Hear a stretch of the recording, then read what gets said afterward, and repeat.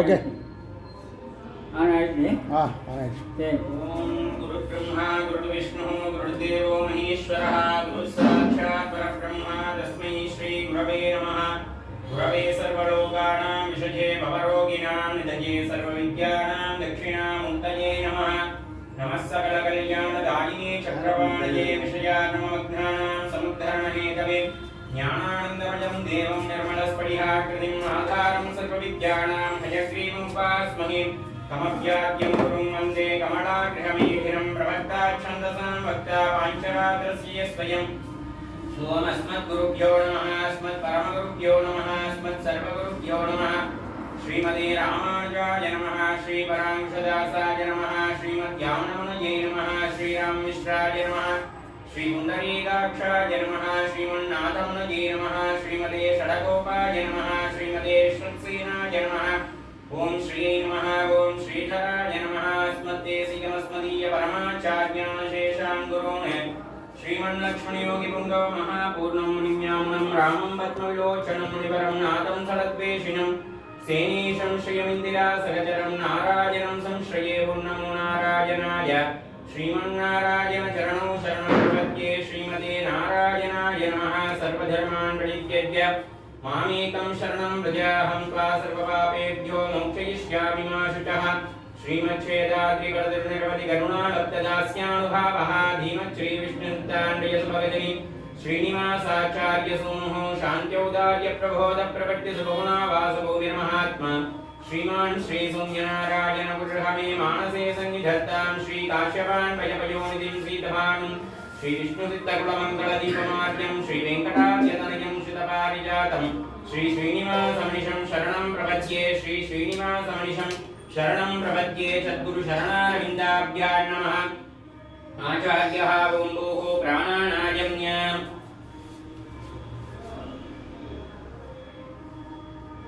अस्य श्री गोविन्द गोविन्द गोविन्द भगवतः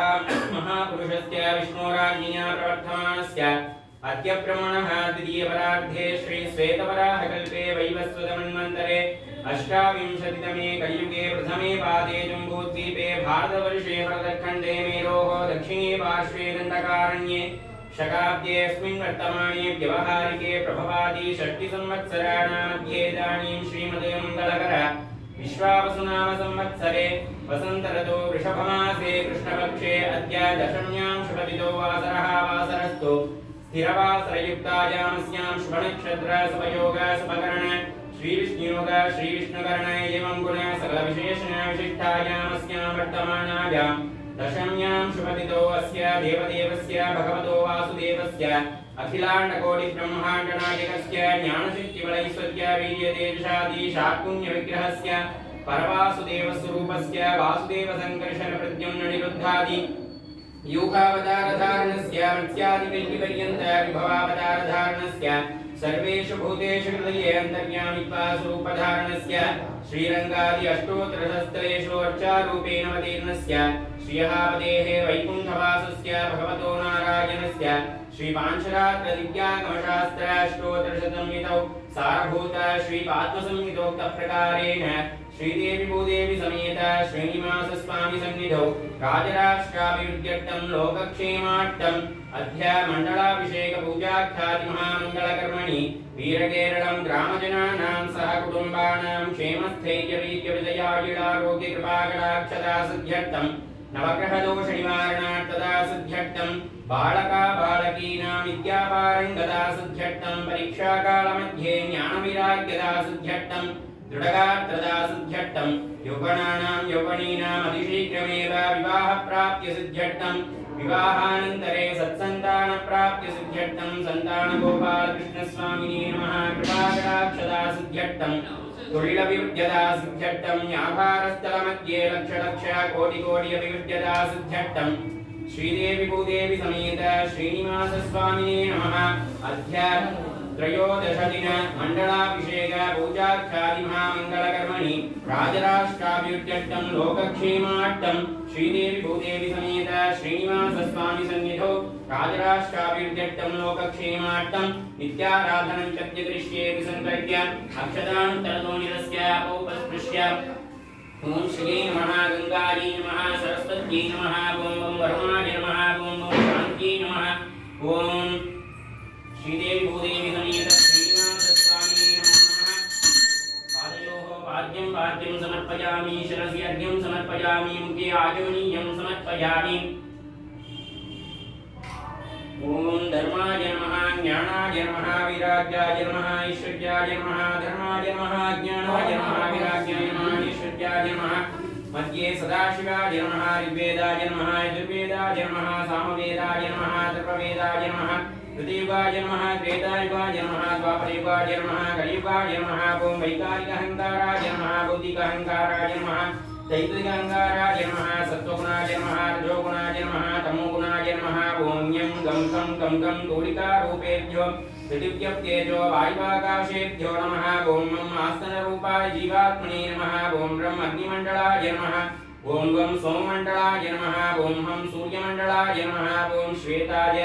द्वादशतलयुताय विपुलकर्णिकाकेसरयुताय गुणत्रयात्मकाय अव्यक्तपद्माय नमः तन्मध्ये ओम भद्रासनाय नमः कमलासनाय नमः विमलासनाय नमः योगासनाय नमः वीरासनाय नमः कूर्मासनाय नमः तदुपरि पद्मासनाय नमः पद्मस्योपरि श्रीदेवी भूदेवी समेत श्रीनिवासस्वामिने नमः ऐशान्य विश्वक्सेनाय नमः पादिभ्यो अनन्ताय नमः ओम गंगरुडाय नमः गरुडस्योपरि श्रीदेवी भूदेवी समेत श्रीनिवासस्वामिने नमः देवदेव जगन्नाथ जगदानन्दकारण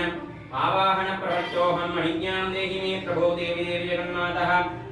वासुदेव प्रियकारिणी आवाहन प्रवर्त्योऽहम् अनिज्ञां देहि मे श्रिये अनिज्ञां श्रावयेत् ओम कूर्मादीन् दिव्यलोकान् तदनुमणिमयं मण्डपं तत्र शेषं तस्मिन् धर्मादिपीठं तदुपरि कमलं चामरग्रादिनीश्च विष्णुं देवीं विभूषायुतगणमुरगं पादुके वैनतेयं सेनेशं द्वारपालान् कुन्दं विष्णुभक्तान् प्रपद्ये सत्यं पादं प्रसाद्य श्रुतदुरितहनं दक्षिणं कुञ्चयित्वा जानुन्यादाय सत्ये धनमितरभुजं नागभोगे निधाय पश्चात्बाहुद्वयेन प्रतिपटशमणे धारयन् शङ्खचक्रे देवी भूषादिजुष्टो जनयति जगतां शर्म वैकुण्ठनाथः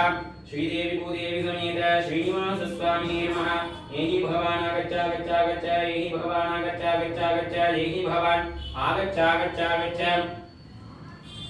आवाहन स्थापन सन्निधान सन्निरोधन दिग्बंधन मूलदालत्रिय चक्र शंख विराग्यमाण कीट विराग्य मुद्राः हृदय शिरशीशिका कवच नेत्राभ्यां नमः श्रीवत्स मुद्राः कौस्तुभ मुद्राः विश्वक्सेन मुद्राः अनंत मुद्राः गरुड मुद्राः पद्म मुद्राः मुद्र मुद्राः विराग्य मुद्राः प्रदर्श्य स्वामिन् सर्वजगन्नाथ यावत् पूजावसानकं तावत् त्वं प्रीतिभावेन बिम्बेऽस्मिन् सन्निधिं कुरु देवदेव जगन्नाथ जगदानन्दकारण स्नानासन प्रवर्तोऽहं अनिज्ञां देहि मे श्रिये देवी देवी जगन्मातः वासुदेवी प्रियकारिणी स्नानासन प्रवर्तोऽहं अनिज्ञां देहि मे श्रिये अनिज्ञां